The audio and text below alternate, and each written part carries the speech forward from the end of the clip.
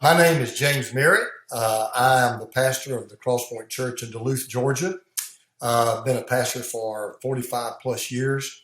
I'm a two-time graduate of Southern Seminary, the Southern Baptist Theological Seminary.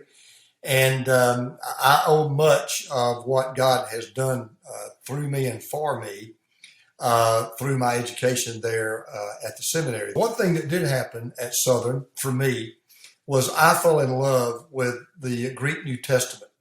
And that's one thing Southern's always been known for is their emphasis on biblical languages. I say this humbly. God has blessed me. I do have a worldwide media ministry. It's called Touching Lives.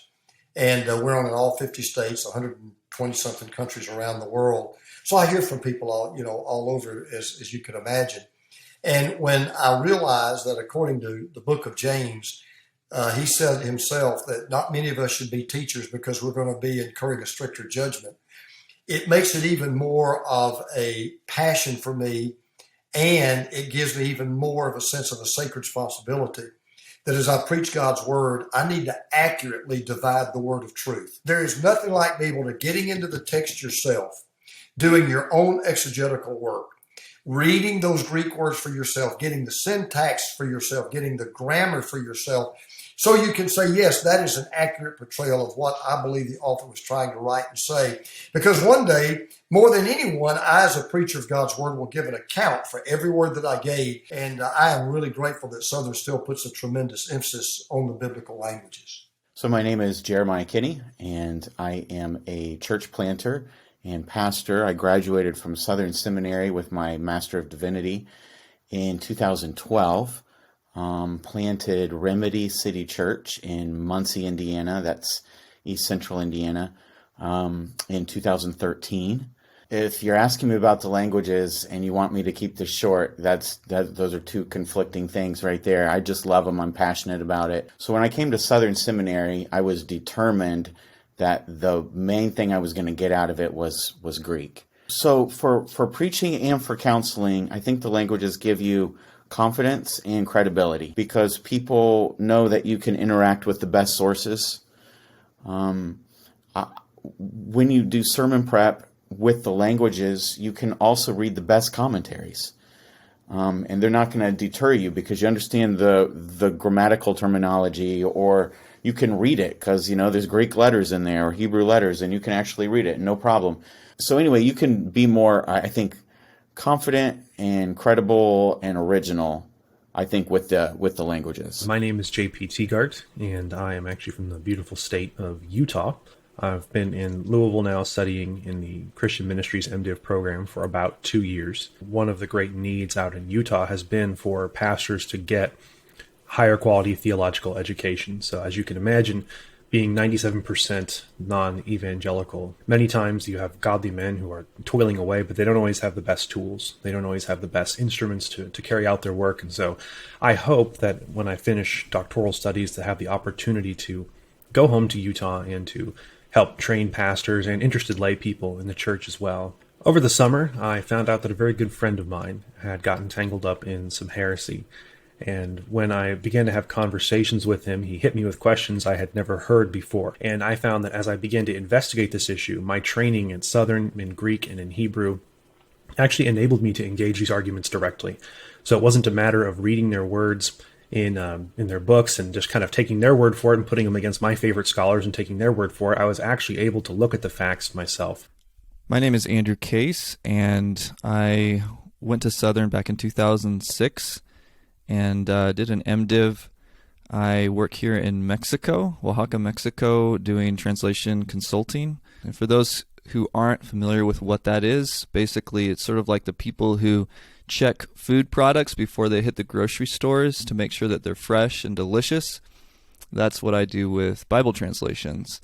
And so that involves working with the people who are fluent in their own indigenous language and helping them with the Greek and Hebrew to make sure that their translations are faithful to the original.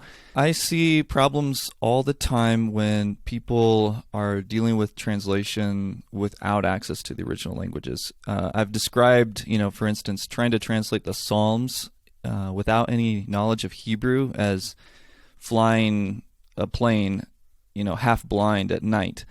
It's not a good idea. You're going to be really lost. You're going to make a lot of mistakes that you have no idea you're making. So that's really important and exciting and rewarding to be able to put those into practice in such a practical way that's going to help generations of people to have the Bible in their mother tongue. And I'm Bethany Case. What I currently do is I'm a linguist and Hebrew teacher online. So together we run the YouTube channel Aleph with Beth Teaching Hebrew. And of course, as a Hebrew teacher, Hebrew is integral to what I do every day. I'm using it every single day to train people around the world for the purpose of Bible translation, and then also for the strengthening of the local church in understanding of the scriptures. Well, my name is Charles Catrera, and I graduated from Southern Baptist Theological Seminary in December of 2011. And for the past 8 years, I've been serving out at Southern Baptist Church in Utah. The Biblical Greek training I received from Southern and continue to receive from the Daily Dose of Greek has been so helpful as a pastor. One of the things that comes under attack here in Utah is the reliability of the Bible, and knowing Greek is so helpful in being able to better defend the reliability of the Bible and understand textual criticism and the issues of transmission and textual variance. One of my favorite conversations happened on an airplane ride. It was providential. My flight had gotten delayed, and I ended up on this flight seated very close to an LDS missionary returning from his mission. And he asked me that, well, how do you know the Bible is reliable? And being able to give him a multifaceted response he probably never heard before. We've also been talking about this. There's a young man who contacted our church over a year ago who's LDS and wanted to know if he could talk with somebody who could, basically witness to the truths of our religion. And so he's exploring. And so we've been sitting down and meeting with him for over a year now. We went through Galatians together and have talked about the reliability of the Bible with him. So it's a really important issue among the LDS, but also just in our society in general. One of the big attacks against Christianity is the Bible reliable, and so being able to defend that is really important. Every day I'm thankful for the education that I got at the Southern Baptist Theological Seminary and the emphasis on New Testament Greek, and which is, by the way, and I say it proudly, I am a financial supporter of Southern Seminary to this day and always will be. And hopefully others will join in, because you really are investing in kingdom work, kingdom ministry, and kingdom preaching when you do. Finally, I would like to say thank you very much to those who have contributed through donations to Southern Seminary. It is your donations that make it possible for men like me to come here and study. It is not lost on me how serious the benefits are from the Southern Seminary General Scholarship, and how glorious it is to have 50% of my tuition as a Southern Baptist underwritten by people's contributions. These things are all gifts of grace, and I just want to say thank you very much to everybody who contributes to this. I believe that the contributions you make matter, and I believe that education in the languages here will enable pastors to rightly divide God's word, to equip their congregations, and to protect them from errors. I also wanted to say, just again, thank you for the even considering donating to something like this. We all have only so much time and so much money, and every last dollar, every last moment is precious to people like me, and so I appreciate that very much. Donors supporting a school supports more than a school. It supports churches.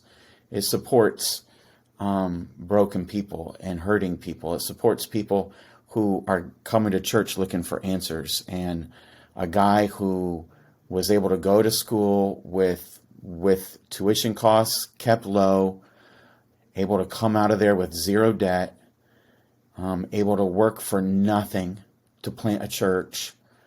God bless you for helping out.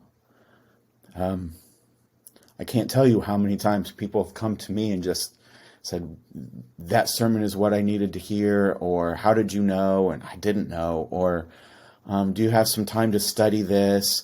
Because I've turned here and there and I don't know where to go. And, we make that time instead of make that money. And so you helping out, helping us get through, that's a ministry, and we thank you.